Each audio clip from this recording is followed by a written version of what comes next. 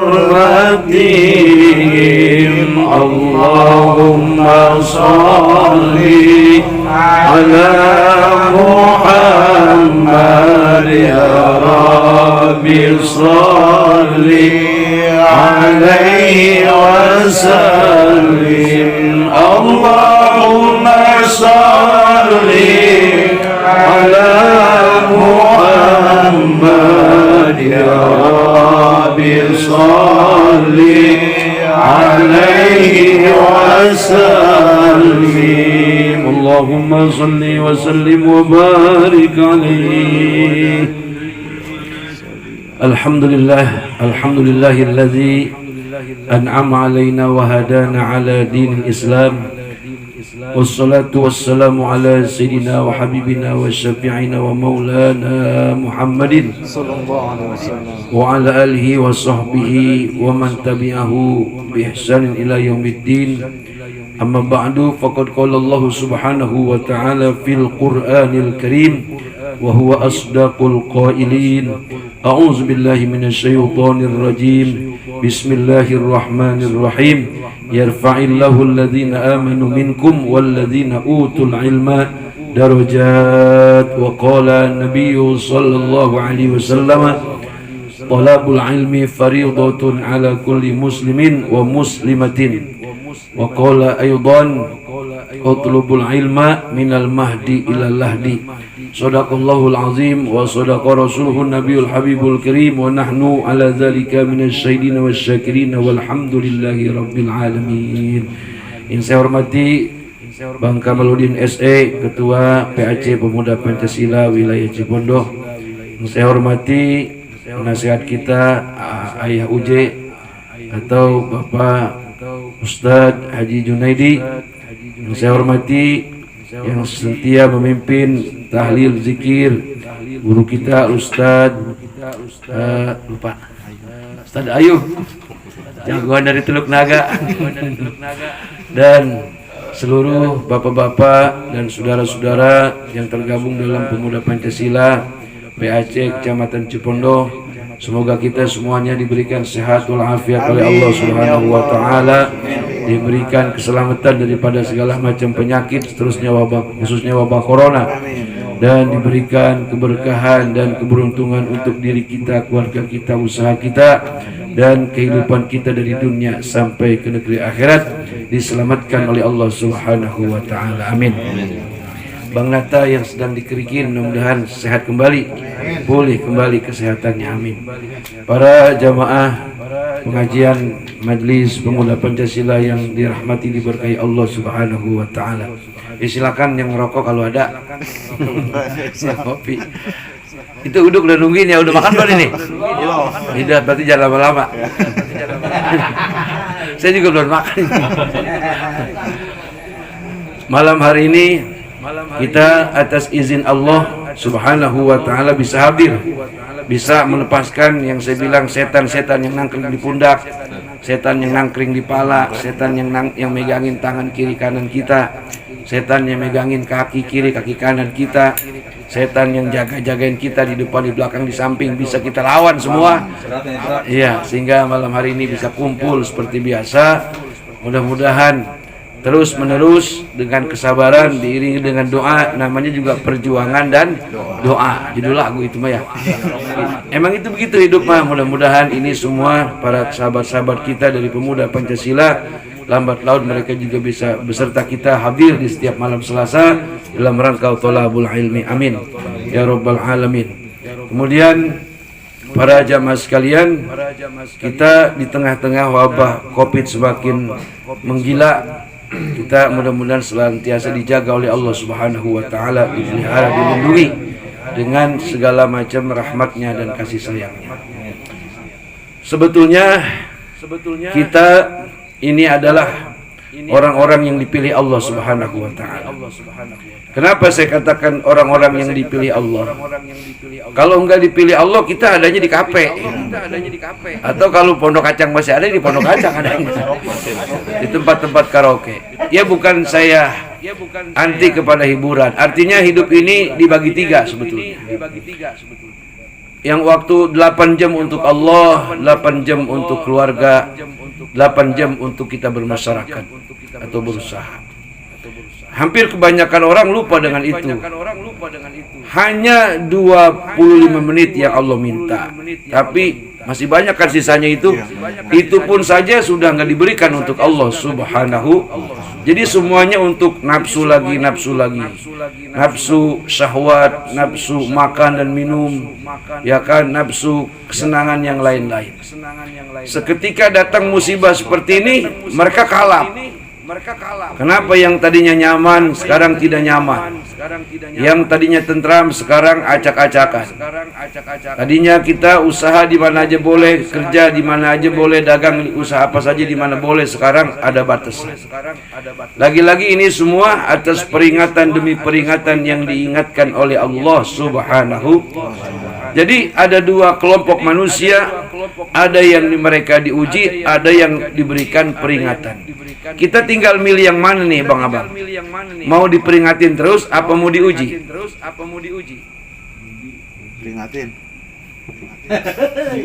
Kalau yang diuji itu pasti ada kenaikan pangkat. Dan ujian kagak selalu ada. Dia adanya jarang-jarang. Ketika pangkatnya udah naik kagak diuji lagi Ustaz. Tapi kalau menjadi selalu orang-orang yang dibilangin lagi, kagak ngerti dibilangin lagi. Ini berbahaya. Jadi kita pilihnya mana nih? Orang yang mendapatkan ujian. Sebab orang yang mendapatkan ujian dia punya tanda imannya kuat. Abang-abang nih diuji nih. Diuji ngaji dengan suasana dingin-dingin sedap. Ya kan? Cuaca kayak begini enaknya bungkal ini. Iya. Di tengah-tengah hiburan banyak, walaupun ada Covid kan hiburan maka gak berhenti orang. Iya, kata dia untuk menghilangkan corona. Tapi pulang takut lagi sama corona. Tadi apa yang dikatakan ayah Uji? Bahwa sesudah iman harus imun. Artinya fid dunya hasanah wa fil akhirati hasanah. Banyak orang yang salah memahami tentang proteksi dalam mohon perlindungan supaya dia terselamatkan daripada wabah corona. Bersepeda dia setiap hari, tapi sembahyang kagak. Kena juga itu. Atau ibadah mulu sehingga kagak mau nyampur sama orang saking takutnya sama corona, kena juga. Jadi bagaimana ini? Ya artinya kalau untuk urusan wabah terlalu takut jangan, terlalu berani juga jangan. Ya, orang Batak bilang sedeng-sedeng saja, Pak. Iya, sedeng-sedeng saja. Ya. Tapi itu soal lain. Yang jelas abang-abang dan saudara-saudara semua para jamaah sekalian yang dirahmati Allah, diberkahi Allah Subhanahu wa taala. Ketika kita ditanya, rumahmu mana? Kita tentu jawabnya ini rumah saya. Habis 4 miliar saya membangunnya. Ini orang kaya tentunya. Ketika ditanya lagi rumahmu mana? Itu saya masih ngontrak. Dia pun sedikit agak minder ketika dia bertamu kepada temannya yang rumahnya mewah. Sebetulnya bapak-bapak dan saudara-saudara yang punya rumah mewah yang dia masih ngontrak itu hanya tentang nasib, ya enggak?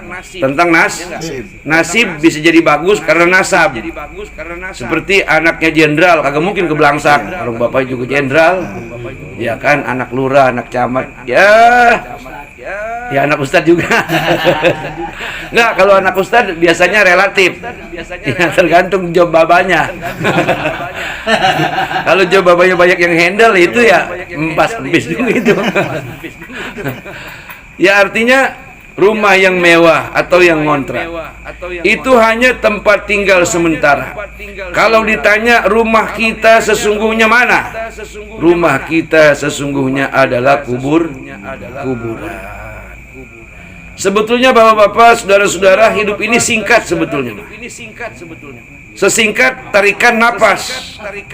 Ketika kita menarik udara dari luar masuk, ya kan, ke rongga hidung kita, kemudian kita keluarkan lagi. Itulah hidup. Coba iseng-iseng kita narik napas terus kagak keluar lagi. Di ruang ICU adanya itu. Pakai alat bantu pernapasan. Koma katanya. Asal udah koma, dikit lagi titik. Kan begitu. Kalau sekarang bagaimana ini? Kita ini jauh ke koma, apalagi ke titik. Kita masih melakukan sebuah perjalanan panjang. Kan kata sebuah nyanyian begini, bahwa kehidupan ini bagaikan sebuah pesta. Semeriah apapun pesta, pasti bakal berakhir. Judulnya pesta pasti berakhir. Ya kan kata lagu begini, berumah megah, bermobil mewah, ya kan? Kemudian makan minuman, kemudian pakaian yang serba mewah, makanan dan minuman yang serba lezat. Itu keinginan banyak manusia. Tapi ingatlah bahwa suatu saat pesta pasti berakhir. Ketika pesta itu pasti berakhir, suasana yang tadinya meriah kembali sepi, suasana yang tadinya banyak makanan dan minuman, meja kembali kosong. Begitu, Pak.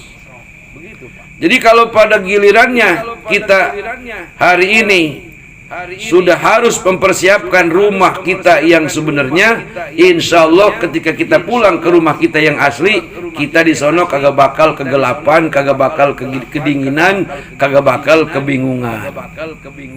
Mana persiapan rumah, persiapan untuk membangun rumah yang sesungguhnya? Hari ini alhamdulillah bapak-bapak, abang-abang semua kita pada ngaji, alhamdulillah. Ngaji mah gak usah kudu pinter, yang penting arti. Ntar kalau pinter gantiin ustad. Bercanda itu bercanda. Tapi emang harus jadi ustad kita ngaji. Bertahun-tahun ngaji masa kagak bisa-bisa. Ustad buat siapa? Paling kagak ustad untuk memimpin diri kita. Ustadz buat siapa? Bini sama anak. Itu bini dan anak kewajiban kita mendidik bapak-bapak. Mendidik agar mereka mau ibadah kepada Allah Subhanahu. Mendidik agar mereka tahu tata krama, tahu akhlak yang buruk maupun akhlak yang mulia. Tahu yang mana haram, tahu yang mana halal, tahu yang mana boleh ataupun yang dilarang oleh agama dan negara. Itu harus berawal dari madrasatul ula, yaitu di rumah kita. Tidak akan bisa orang tua untuk mengarahkan ke jalan kebaikan, baik kebaikan yang diatur oleh agama maupun negara, kalau kita kagak punya ilmu pengetahuan. Jadi singkatnya, orang yang hidupnya hanya mengikuti hawa nafsu semata, tahu-tahu pas dia sadar, lah gue di rumah sakit ini. Tahu-tahu dia adanya di rumah sakit, masih mendingan lah tahu-tahu ada di penjara. Itu seram itu. Tahu-tahu gue ada di pengadilan. Ya kalau tahu-tahu di rumah sakit masih mendingan, masih ada harapan sembuh. Atau tahu-tahu kita dalam keadaan hidup susah. Tapi yang jelas semuanya itu lagi-lagi adalah, kalau bukan ujian, tapi adalah peringatan. Masih untung bagus diperingatkan oleh Allah Subhanahu. Soalnya bapak-bapak dan abang-abang semuanya, kalau peringatan itu datang apabila kita sudah saat ruh sampai di tenggorokan, ini yang berbahaya. Innallaha yaqbalu taubatal abdi ma lam yughargir. Ini hadis kursi. Sesungguhnya Allah Subhanahu wa taala masih menerima taubat seorang hamba sebelum ruhnya sampai di tenggorokan. Jadi kalau sekarang kita mau bertobat, diterima nggak kira-kira? Yakin diterima bapak-bapak. Kan saya sering bilang, kalaulah sholat 5 waktu, zuhur, asar, maghrib, isya, subuh, belum sanggup kita mengerjakan semuanya, pilih mana waktu yang kita ada waktunya untuk mengerjakannya. Boleh. Sebab untuk orang-orang yang masih belum sanggup ngelawan setan, baginya masih diringankan untuk menyembah Allah sewaktu saja. Kata Allah, wahai hambaku, fabi ayyi ala'i rabbikuma tukadziban, maka nikmat yang mana lagi yang kau hendak dustakan? Ketika engkau jadi anak-anak, aku besarkan kalian sehingga menjadi remaja. Dari remaja aku tingkatkan kalian menjadi dewasa. Setelah itu engkau tidur sendirian, bangun berdua. Aku pilihkan bagi kamu dari jenismu seorang perempuan untuk kau jadikan istri. Sesudah punya istri jangan banyak jajan. Istrimu saja sudah pacul setiap hari. Quran nyuruh itu. Nisa'ukum harsul lakum fatu harsakum anna syi'tum. Istri-istrimu adalah sawah ladang bagimu. Cangkul sesukamu dengan gaya apa? Apa menyangkul mundur, apa menyangkul nyamping, apa menyangkul dari belakang atau dari depan, silakan. Fabi ayyi ala'i rabbikuma tukadziban, maka nikmat yang mana lagi yang hendak engkau dustakan? Aku telah mengutus banyak para nabi. Yang kau ketahui 25 nabi dari Nabi Adam sampai Nabi Muhammad sallallahu alaihi wasallam. Aku menginginkan kalian, kata Allah, karena engkau adalah bapak dan nenekmu, nenek atau kakek dan nenekmu adalah orang-orang yang berasal dari surga. Aku utus mereka untuk menyelamatkanmu agar semuanya masuk ke tempatnya aku sudah sediakan, yang sudah aku hiaskan dengan segala keindahan dan kenikmatan, yaitu surganya Allah Subhanahu. Maksud saya apa? Kita harus punya harapan besar, bapak-bapak dan saudara-saudara. Walaupun kita hanya ngaji baru sebulan 2 bulan, insya Allah kalau kita optimis, hakul yakin kepada Allah Subhanahu wa ta'ala, lambat laun Allah akan merubah diri kita dari orang yang ahli maksiat berubah menjadi orang yang ahli ibadah. Amin ya Rabbal. Untuk jadi soleh enggak harus nyantren. Lah kalau menyantren kayak begini, anak begini siapa yang ngasih makan? Ayo. Ya kalau Bang Kamal kali ngasih apa nanging. Lu sudah pernah nyantren lu, gua biayain hidup lu, alhamdulillah. Iya. Artinya apa? Kesempatan-kesempatan di mana di situ ada majelis ta'lim. Toh kalau di WA grup ada undangan, ya paling kagak kita berusaha untuk datang, insya. Dan alhamdulillah abang-abang berusaha untuk datang pada malam hari ini. Tidak ada ruginya orang yang ngaji. Iseng-iseng tuh uduk, kalau kita beli berapa duit itu? Kurang pagi mana enak, datang disambut dengan baik, ya kan? Terus yang ngundang ketika kita datang pada bilang alhamdulillah, bayarnya lu pada nyampe, loh kan? Subhanallah. Coba datang di kafe, ada yang nanya nggak? Apalagi kagak bawa duit. Dikata gini, tahun kagak bawa duit ke kafe. Di sini kita ngaji ditanya duit kagak?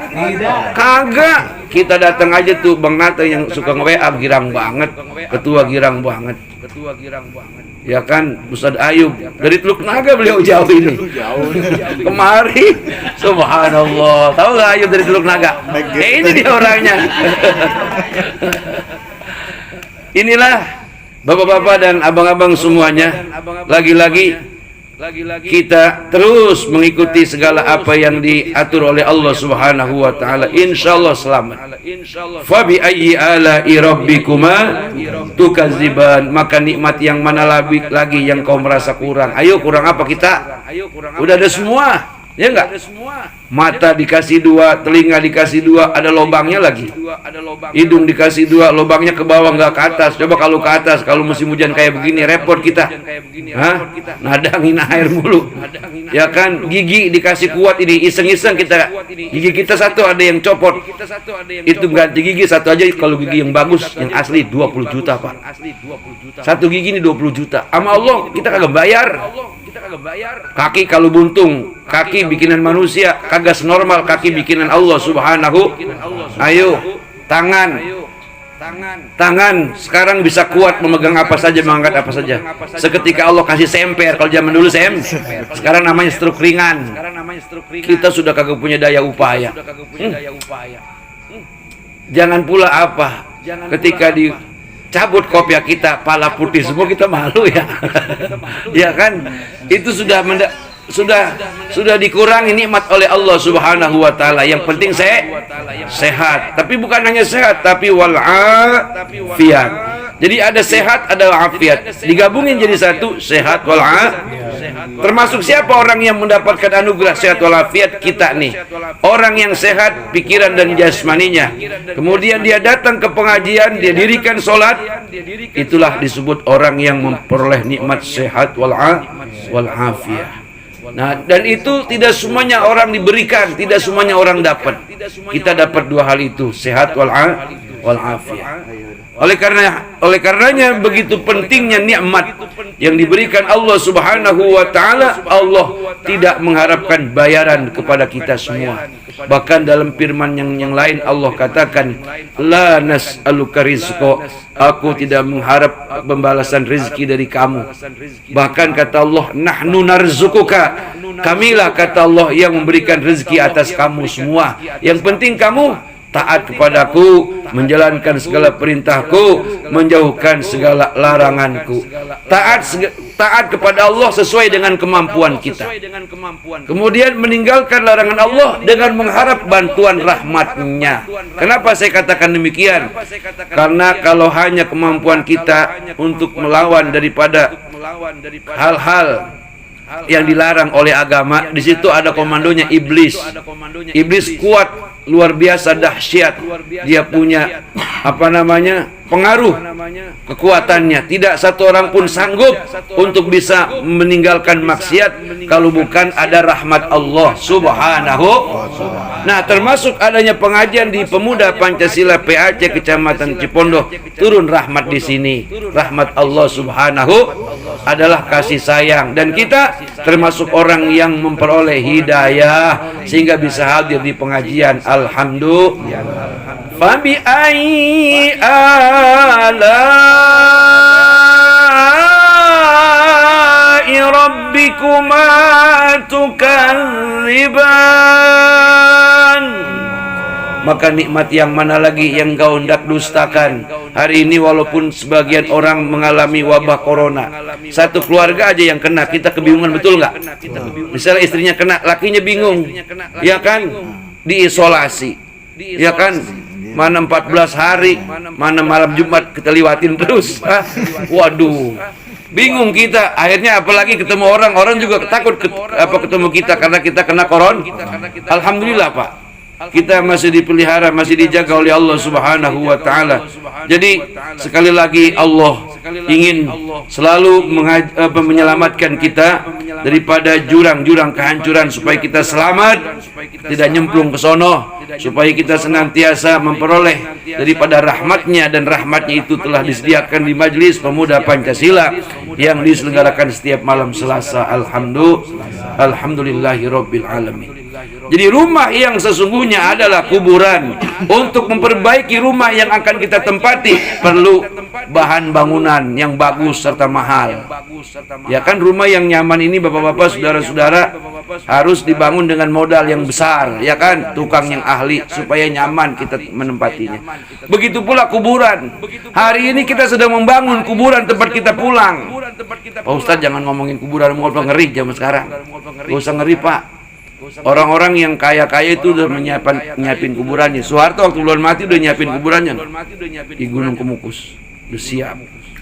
Kalau perlu Pak, ini kan sini ada makam umum nih.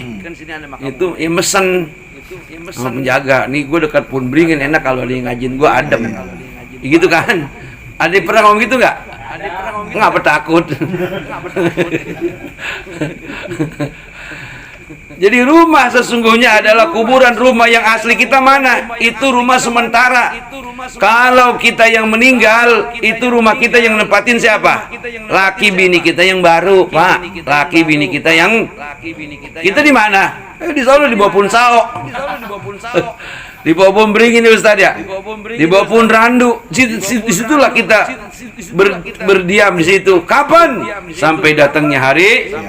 Aduh, alangkah rugi dan celakanya kita ketika kita sudah masuk ke alam kubur, kita lupa untuk menyiapkannya. Ternyata kubur itu gelap. Ternyata rumah kita itu yang namanya kuburan, dindingnya adalah dari tanah, sangat dingin dan sempitnya luar biasa. Mana menunggunya bukan sehari 2 hari.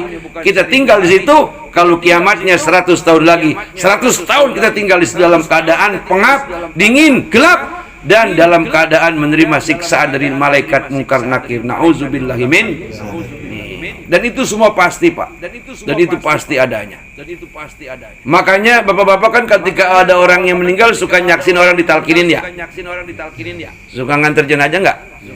Kan dibacain talkin tuh ya. Itu kalau bahasa Indonesianya begini.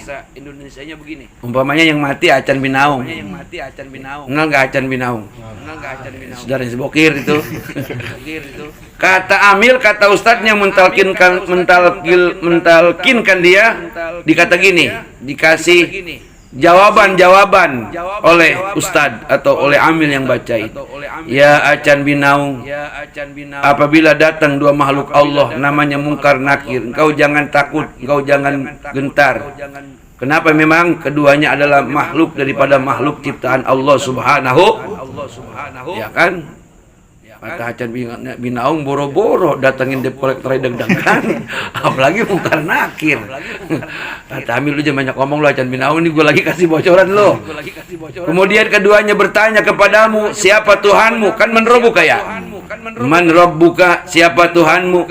Itu kalau yang mati laki-laki. Kalau yang mati perempuan bukan pakai K domirnya, pakai domir Ki. Marrobuki. Yang bingung kan kalau yang mati perempuan bukan laki bukan, alias bencong pendalungan. Hah? Malaikat pas nyingkap, waduh, kirain gue laki ya, buat perempuan. Kirain gue perempuan kagak taunya lelaki. Makanya ada satu wasiat dari seorang waliullah namanya Abu Nawas.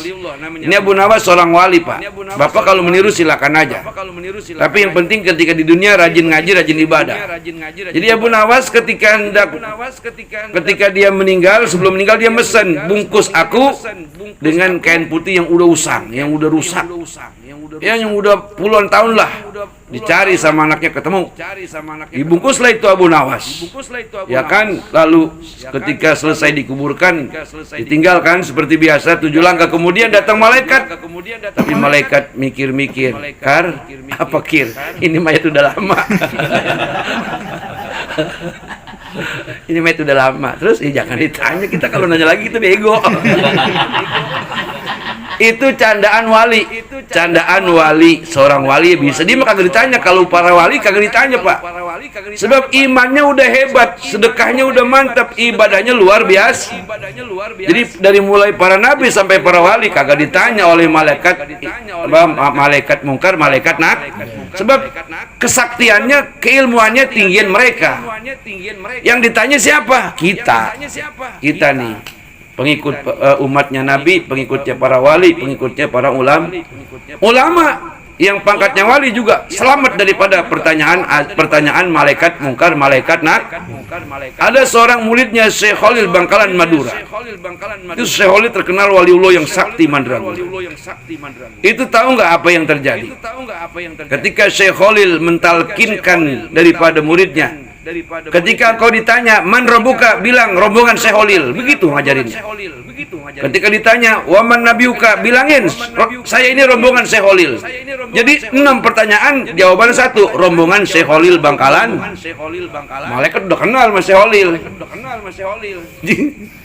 Itulah wali, itu candaan para wali, dan bukan candaan tanpa arti. Dan begitulah para waliullah, orang-orang yang dikasih Allah itu di langit udah terkenal, Pak. Di langit sudah terkenal. Kita boro-boro terkenal di langit. Di kampung aja orang nanya kita berpuluh-puluh kali.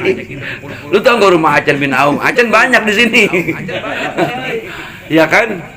Jadi para jamaah, saudara-saudara, di rumah kita yang sebenarnya adalah kubur, dan itu pasti. Itu pas.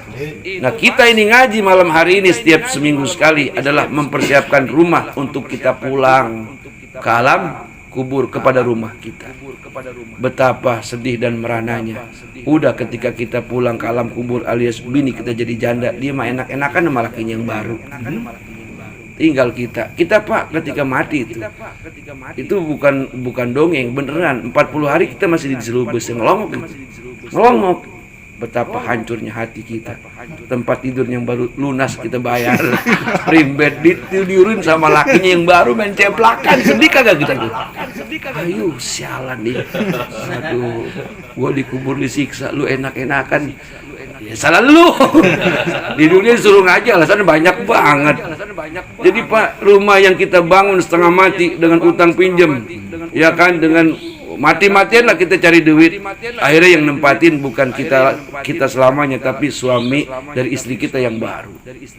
Ya syukur-syukur suami kita, istri kita dia kawin lagi, suaminya ahli ibadah. Ustaz Ayub ya jadi lakinya. Ya kan itu berkah itu. Jadi suami yang meninggal dapat kiriman kan kalau yang jadi janda yang kawinnya sama laki yang ustad mah, kata lakinya yang ustad nih, kubur suamimu di mana? Di sana, ayo kita ziarah. Kan begitu. Alhamdulillah. Ya enggak? Coba kalau dapat lakinya yang sembahyang kagak, ngaji kagak. Malah kalau bisa itu kuburan laki lu pindahin. Suruh pindahin, Pak. Nauzubillah summa nauzubillahi min zalik. Jadi ini malam kita sedang membangun rumah kita, yaitu kuburan. Daripada Yasin yang dibaca bapak-bapak saudara-saudara, satu huruf Allah ciptakan darinya 10 malaikat. Bayangin, Yasin itu ribuan huruf. Bismillahirrahmanirrahim saja sebelum baca Yasin kan baca bismillah. Itu bismillah 19 huruf. Dari satu huruf adalah 10 malaikat. 10 kali 19 berapa? 190. Lebelon Yasin, terus wal Qur'anil Hakim. Miliaran malaikat yang datang kepada kita. Ngapain? Dia mintain ampun kepada Allah buat orang yang membaca sampai hari kiamat. Makanya bisa jadi orang-orang yang ketika di dunia dia ngaji, walaupun jarang-jarang, yang jarang-jarang saja mendapatkan doa daripada malaikat, apalagi yang setiap malam Selasa dia datang. Alhamdulillah. Nggak ada ruginya bang, kagak ada ruginya kita ngaji. Maaf ini mah, ngaji baru dua Selasa mati, beres. Ketika ditanya, ini rombongan mana? Rombongan kisah Pak Sayu, beres udah aman kagak ditanya. Masya Allah, tabarakallah. Kagak ada ruginya Pak. Dengan kata lain, sebuah hadis yang disampaikan Rasulullah, orang yang mengucapkan la ilaha illallah Muhammadur Rasulullah, seumur umur dia maksiat, seketika ruhnya dicabut oleh Allah, keluar daripada mulutnya kalimat terakhir adalah la ilaha illallah, itu orang itu dijamin masuk surga. Itu yang muslim. Kalau yang kafir gimana? Orang yang kafir umur-umur tapi ketika ya kan dapat sebulan dia kemudian jadi Islam, baru sehari dia ibadah, baru belajar sembahyang, kemudian dia mati, itu pun sama, dapat pemutihan dari Allah. Dakhalal jannah. Lalu bagaimana orang yang terus dia sadar dia ngaji setiap malam Selasa, sedikit-sedikit dia sembahyang, johor dia mulain, johor dia terasa enak, dia tambah sama asar kayaknya enak juga, tiap habis sembahyang ada yang ngantri diri kan lumayan. Langsung dia punya kontrakan masalahnya. Ya orang bayar kontrakan, ya kagak punya kontrakan siapa yang ngasih duit. Ya paling kagak, walaupun rezeki secara zahir belum kita ada di tangan kita, paling kagak bapak-bapak, abang-abang nih, kalau kita udah mulai rajin sembahyang, ada kenyamanan di hati dan pikiran. Cobain dah. Semua pada ngerasain itu. Saya pribadi kalau waktu asar belum sembahyang, misalnya jam 5 belum sembahyang, itu hati kayaknya was-was tadi. Saya mikir, ini kita yang agak telat. Bagaimana kalau orang yang seumur umur kagak sembahyang? Saya kagak percaya kalau dia hati senang, kagak percaya. Bisa sih senang, cuman sewaktu-waktu doang senang. Besok udah pusing lagi aja. Sebab Tuhannya duit dan nafsu, duitnya kagak punya, lemes. Duit punya, sintongnya romannya tidur aja lemes juga dia. Betul gak? Tenang, urusan sintong nih pakarnya. Oh ini beliau adalah penyelamat bagi seorang laki-laki yang tidak punya apa namanya tegil. Ini dia beliau penyelamatnya. Ayah Uje, ya Ayah Uje luar biasa ini. Ini penggemarnya Ustadz, Kiai, semua kalangan. Asal datang pasti urusannya entong. Assalamualaikum, salam. Entang nih aku mau bangun. Gebuk aja gebuk. Beliau nih solusinya. Itu bagus, Pak. Daripada sinto kagak mau bangun terus kita ngelirik perempuan lain. Iya, kalau bini kita nerima, kalau bini kita galakan bini kita sama kita, habis mana kita istilahnya numpang sama bini, akhirnya kawin lagi ke belangsak. Betul kagak? Mending kita selamatin melalui ramuan AAUJ. Amin. Ya Rabbal Alamin. Bawa. Tuh nih, Ustaz. Iya.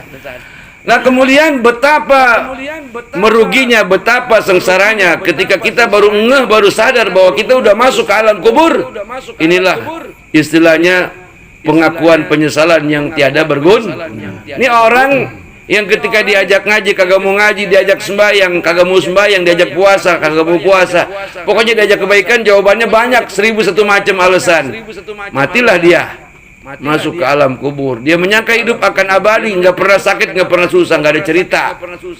Manusia yang paling sakti, yang paling hebat, Raja Jolim, namanya Firaun, nggak pernah sakit, Pak. Kagak pernah sakit. Pilek batuk kagak. Mungkin kalau ada corona zaman itu, Firaun kagak bakal kena corona. Sakti luar biasa. Tapi ternyata pas diselidiki oleh para ulama, kenapa kok Firaun kagak sakit-sakit?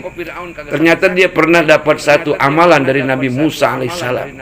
Di kopiahnya ada tulisan Bismillahirrohmanirrohim, dibikin wapak di mahkotanya, nggak sakit-sakit. Tetap aja sih pertolongan Allah Subhanahu.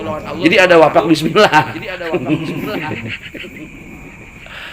Itu Firaun agak sakit-sakit, tapi sekalinya dia sakit langsung mati, diblebek-blebeki di Laut Merah oleh malaikat Israil alaihis. Kenapa? Ketika dia sudah tenggelam bersama para tentaranya, para pengikutnya yang selalu memusuhi Nabi Musa, dan dia tahu itu mati adalah akhir segalanya, dia baru tobat, dia baru sadar, akhirnya tobatnya ditolak oleh Allah Subhanahu wa Ta'ala. Akhirnya Firaun sampai sekarang menjadi ikon kejahatan, kejoliman. Sehebat apapun orang yang jolim pasti bakal hancur. Nah, ketika masuk ke alam kubur kita baru sadar, wah, gue di dalam kubur ini gelap gulita.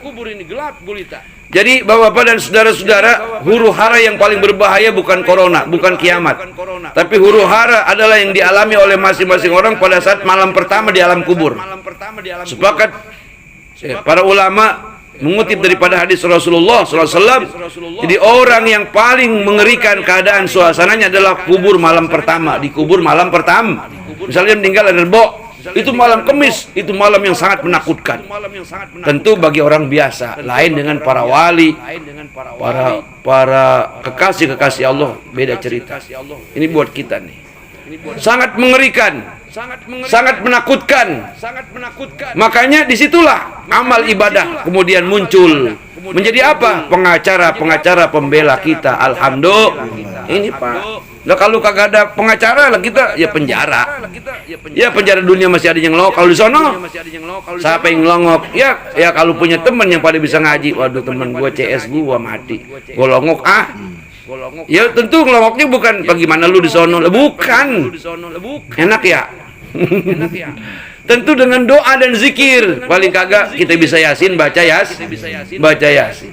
Jadi kalau sudah masuk ke alam kubur kita baru menyesal lalu berkata kepada Allah. Digambarkan dalam Quran oleh Allah, orang-orang yang baru paham, yang baru ngeh bahwa pentingnya adalah dia beribadah kepada Allah, pentingnya dia meninggalkan larangan-larangan Allah. Seketika dia menyangka hidup ini adalah selamanya dan tidak akan mati, tahu-tahu dia mati.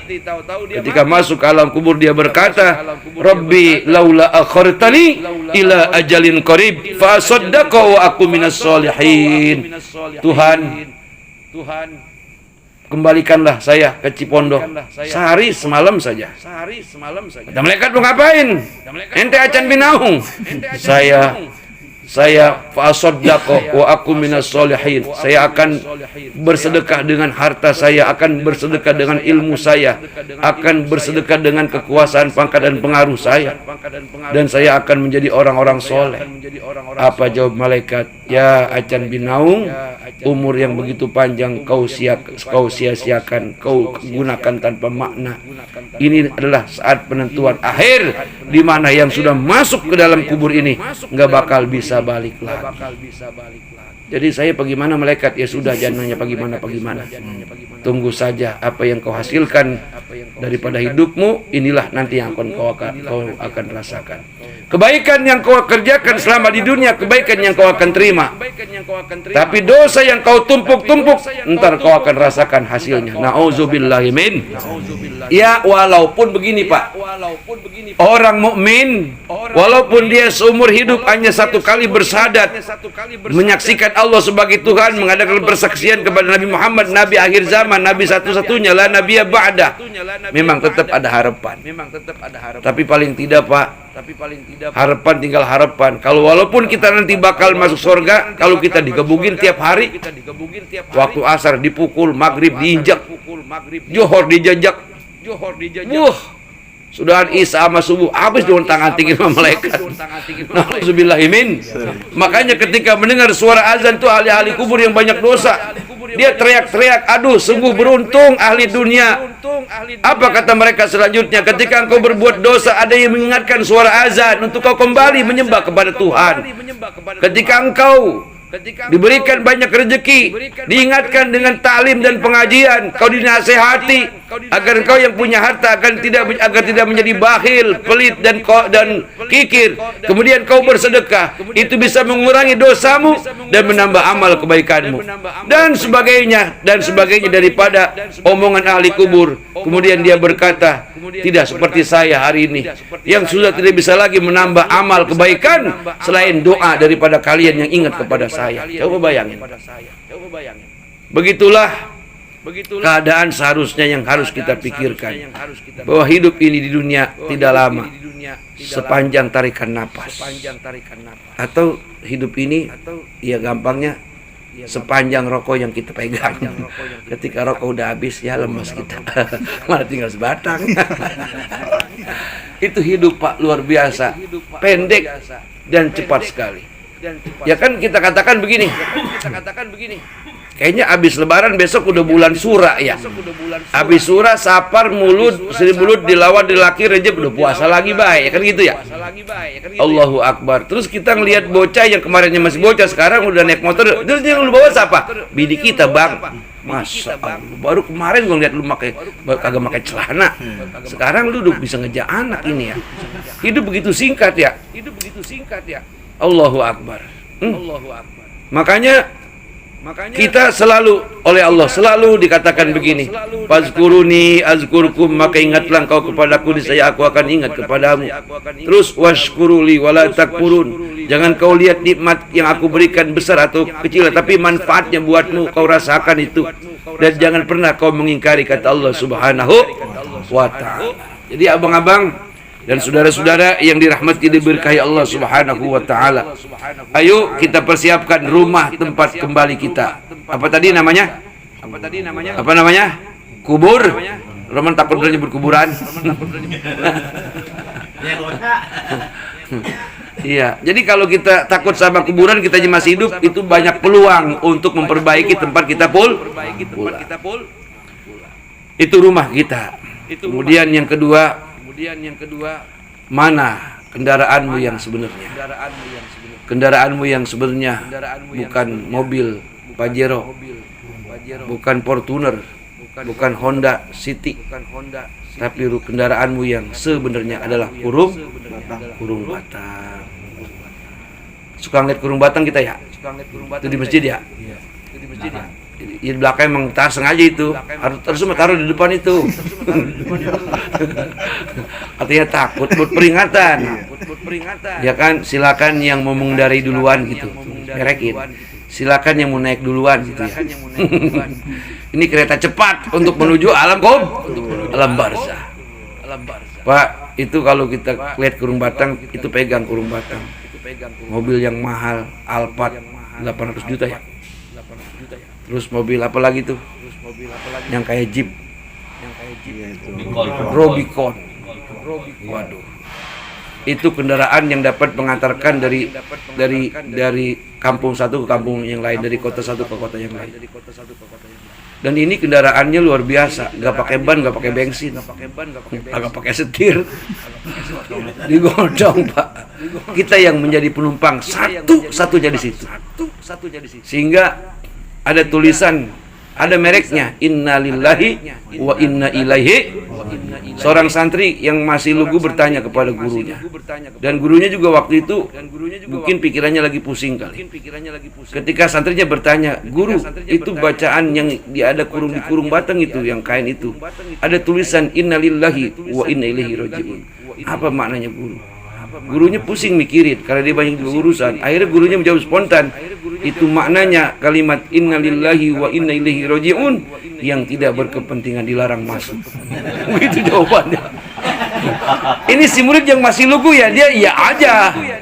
Sehingga dia sesudah dewasa, dia tabligh kemana-mana, ceramah kemana-mana. Saudara-saudara, ingat, di tiap-tiap kurung batang ada tulisan innalillahi wa inna ilaihi rajiun. Hati-hati. Kalau tidak punya kepentingan jangan masuk ke situ. Tapi masuk akal juga emang sih. Ya kita masih hidup ngapain digotong-gotong? Ya emang kalau belum kepentingannya mati. Itu Pak, kendaraan kita yang sebenarnya yang digotong oleh istri, oleh anak kita, oleh tetangga kita, oleh sahabat kita. Ketika kita mengendarai itu kurung batang, itu ada dua. Bisa jadi nyaman, bisa jadi kita ketakutan. Orang yang ketakutan ketika digotong, aku mau dibawa kemana ini? Kata temannya, jangan banyak ngomong loh. Yang penting lu nyampe. Jadi orang-orang yang ketika di dunia tidak ada sama sekali kebaikannya, yang ada dosa dan dosa. Ketika dia digotong, sebetulnya teriak-teriak itu. Cuman kata Ustaz, percepat. Emang orang baik, orang yang buruk, yang banyak dosa dan yang banyak pahala, emang dua-duanya perlu dipercepat. Kalau orang yang ahli maksiat dipercepat, kenapa? Supaya kita nggak kena sial gara-gara gotong dia itu. Kan kita, waduh, udah hidup banyak dosa, yang gotong kita juga kena sial. Dia sendiri mau berontak itu. Kalau dia bisa hidup lagi, dia loncat. Dia tahu tempat kembalinya kuburan udah disiapin. Ular bedudak, ular kobra. Namanya itu ular di alam kubur, Suljaul Aqra. Siapa yang mengarahkan ular untuk melilit dan menggigit dia?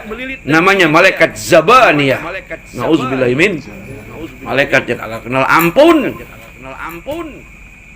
Seketika kita dililit, itu ular palanya 9 Pak, nyembur sebulan habis semua. Tulung setiap waktu johor disiksa, disembur sama ular yang namanya Sujaul Aqra.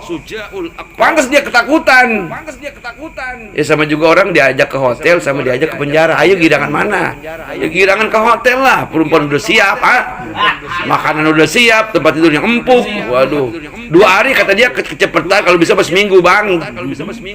Begitulah.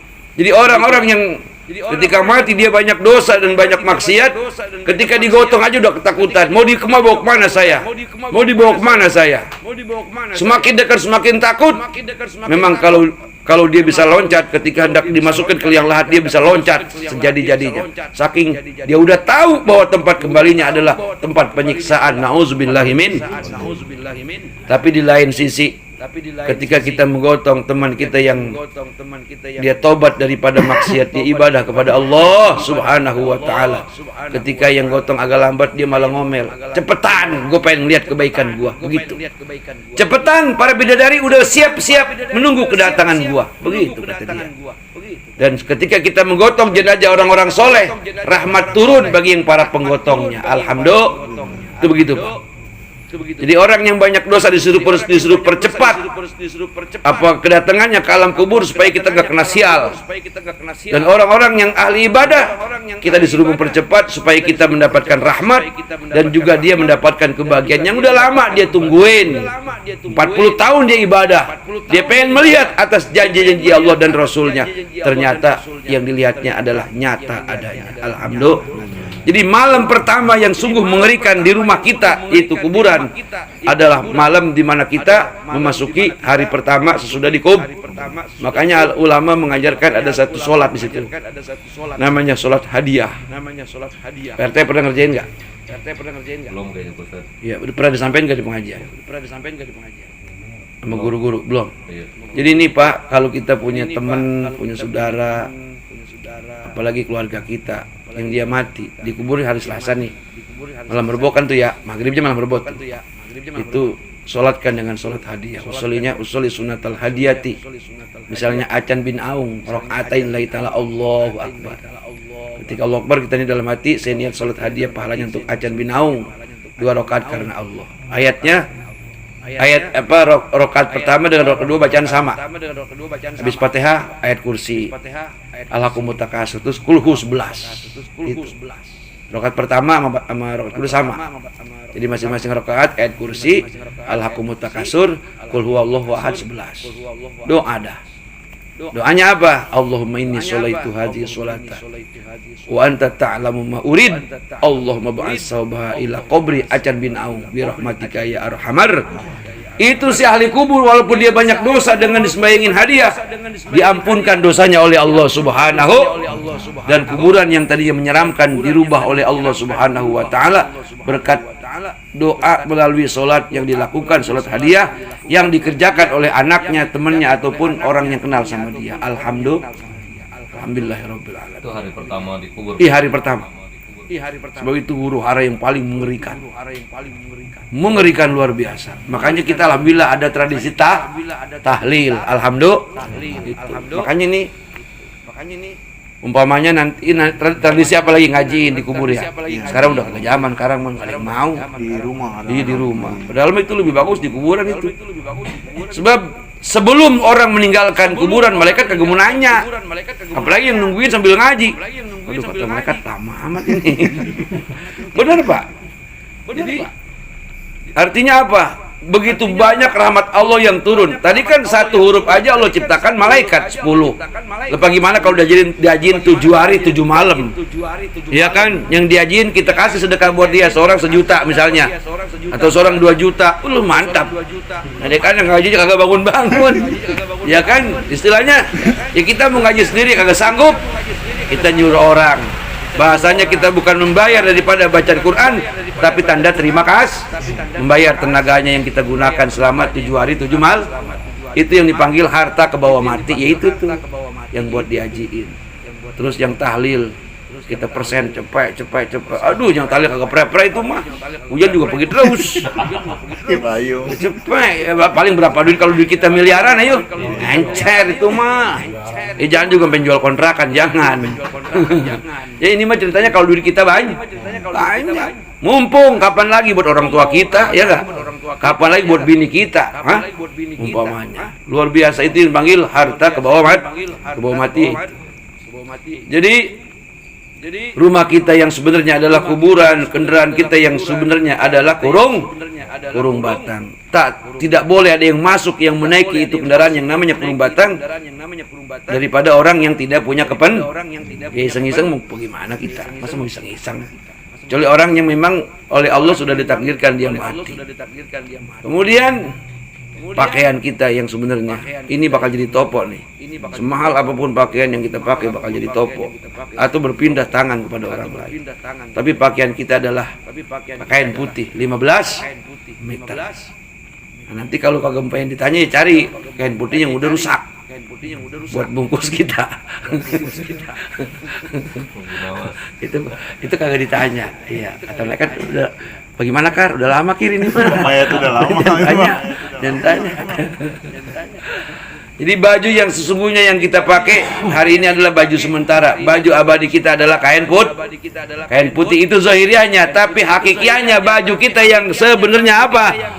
Walibasut taqwa zalika khair. Jadi pakaian yang abadi yang melindungi kita dari panasnya alam kubur, panas siksa kubur adalah pakaian takwa.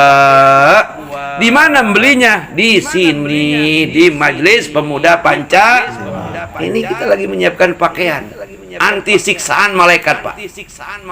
Namanya libasut takwa, pakaian takwa. Apa itu takwa secara umumnya? Menjalankan perintah Allah, meninggalkan larangan Allah Subhanahu wa taala. Dan ini malam ini kita menjalankan perintah Allah. Saya katakan sekali lagi bahwa menuntut ilmu itu hukumnya wajib. Enggak ngaji dosa. tanpa alasan yang syar'i. Makanya nih kita termasuk orang-orang yang menggugurkan kita punya kewajiban dari sekian banyak kewajiban. Dan dengan ngaji kayak begini, insya Allah segala macam kekeliruan kita, dosa kita diampunkan oleh Allah Subhanahu wa ta'ala. Pahala mah jangan ditanya, sering saya omongin, duduk 1 jam sama juga sembahyang sunat 1000 rakaat. Tahu itu ya? Terus kemudian ada lagi selain duduk sejam dapat pahala 1000 rakaat sembahyang sunat, ada lagi pahala yang diberikan Allah bagi orang yang duduk 1 jam di sebuah pengajian. Yang pengajian itu pengajian untuk senantiasa mengingatkan orang kepada akhirat, mendidik orang, mengajarkan orang, mengingatkan orang kepada jalan kebaikan dan meninggalkan kemungkaran. Duduknya kita 1 jam sama juga kita berkurban atau bersedekah dengan 1000 ekor onta atau 1000 ekor sapi limusin tanggung-tanggung. Dengan duduk di satu majelis 1 jam saja, itu sepadan dengan orang yang berkurban dengan 1000 ekor kebo, 1000 ekor sapi ataupun 1000 ekor onta. Alhamdulillah. Ini luar biasa pahala yang terus diberikan Allah Subhanahu wa ta'ala. Karena ilmu itu adalah cahaya, cahaya adalah menerangi saat jiwa orang menjadi gelap, diterangi dengan ilmu begitu. Dan ilmu itu terus penerangannya sampai masuk ke alam kubur, dan ketika kita pun mati itu pun ditalkinkan dengan bahasa man rabbuka, ya kan, wa man nabiyuka wa madinuka wa maqiblatuka wa man imamuka wa man ikhwanuka. Itu yang ngajarin adalah siapa? Yang menalkinkan kita. Kemudian kata yang nalkinin faqul Allahu rabbi, kan begitu ya, wa islamu dini wa muhammadun nabi wal qur'anu imami wal ka'batu qiblati wal muslimuna wal muslimati ikhwani. Dikasih kita bocoran, insya Allah kita bisa jawab daripada pertanyaan malaikat mungkar nakir. Kalau bisa jawab, malaikat kemudian mengucapkan selamat. Kata malaikat berkata kepada kita, naumatul arus, naumatul arus. Tidurlah engkau seperti tidurnya pengantin. Tahu-tahu pagi, udah pada lekoh itu. Tahu-tahu pagi udah pada enak, alhamdulillah. Kan tidur pengantin mah kagak berasa itu. Tahu-tahu pagi, apalagi 4 kali jadi pengantin. Berarti 4 bini. Mantap itu pengantin baru terus. Begitulah. Jadi kubur sebagai kita menunggu kiamat yang 100 tahun, kita ngomong begini, perasaan baru kemarin gua mati, tahu-tahu udah kiam. Kenapa di alam kubur enak, lebih enak daripada puncak, lebih enak daripada hotel bintang 5. Begitulah orang-orang yang beriman, yang memperoleh keberuntungan dari Allah Subhanahu wa ta'ala. Mari para jamaah dan saudara-saudara, sebelum saya tutup ini pengajian dengan doa, sama-sama kita membaca doa supaya kita selamat daripada azab kubur, selamat daripada ujian hidup, selamat daripada ujian mati, dan selamat daripada fitnah dajjal. Bismillahirrahmanirrahim. Ayo. Bismillahirrahmanirrahim. Allahumma inni a'udzu bika min azabil qabri wa min azabin nar wa min syarri fitnatil mahya wal mamati wa min syarri fitnatil masihid dajjal. Allahumma inni a'udzu bika min azabil qabri wa min azabin nar wa min syarri fitnatil mahya wal mamati wa min syarri fitnatil masihid dajjal. Ya Allah, saya berlindung kepada Allah daripada azab kubur, daripada azab neraka, daripada keburukan fitnahnya hidup, daripada keburukan dan fitnahnya mati, dan saya mohon perlindungan kepada Allah daripada fitnahnya dajjal. Inilah para jamaah sekalian doa yang diajarkan oleh Rasulullah sallallahu alaihi wasallam. Karena ini tidak akan bisa kita untuk menangkisnya atau menghalaunya selain daripada pertolongan Allah Subhanahu wa ta'ala. Lagi-lagi salat yang kita kerjain 5 kali sehari semalam, ngaji yang setiap seminggu sekali kita hadiri, itu adalah sebagai salah satu cara-cara yang diberikan oleh Allah Subhanahu wa ta'ala untuk mengundang datangnya pertolongan Allah Subhanahu. Salat yang kita kerjain selama hidup, ngaji yang kita kerjain, yang kita hadir di mana tempat, itu sebagai pengacara pembela kita. Kalaulah kita salah di dalam pengadilan dunia, kalau banyak pengacaranya mah biasanya selamat. Biasanya selamat. Sekalipun di penjara agak lama. Ya, walaupun kasusnya berat, paling setahun 2 tahun ya. Ustaz ya, kan begitu tuh. Tapi Allah enggak seperti manusia. Kalau dia banyak kebaikan-kebaikannya dan banyak pengacara-pengacara yang membelanya, justru Allah akan memberikan ampunan, ya kan, tanpa ada siksaan. Amin ya rabbal alamin. Demikian apa yang dapat saya sampaikan, dan doanya mari sama-sama kita baca doa sapu jagat. Ini jangan dikira ini doa enteng. Masa doa Rabbana atina doang. Ini mencakup kehidupan dunia, mencakup kehidupan, dan domir nahnu di situ pakai ya Allah ya Tuhan kami. Itu kata kami di situ, manfaatnya untuk diri kita, bini yang lagi ngorok, anak yang lagi pada di rumah. Ini kebahagiaan dengan Rabbana atina fid dunya hasanah wa fil akhirati. Termasuk teman-teman kita kebahagiaan dengan doa ini. Mari sama-sama kita baca dengan mengawalinya dengan bismillah, salat dan selawat. Bismillahirrahmanirrahim. Asyhadu an la ilaha illallah wa asyhadu anna Muhammadar Rasulullah. Allahumma salli ala Sayyidina Muhammad wa ala ali Sayyidina Muhammad. Rabbana atina fid dunya hasanah wa fil akhirati hasanah wa qina azabannar. Walhamdulillahi rabbil alamin. Wallahul muwaffiq ila aqwamit thariq. Wassalamualaikum warahmatullahi wabarakatuh.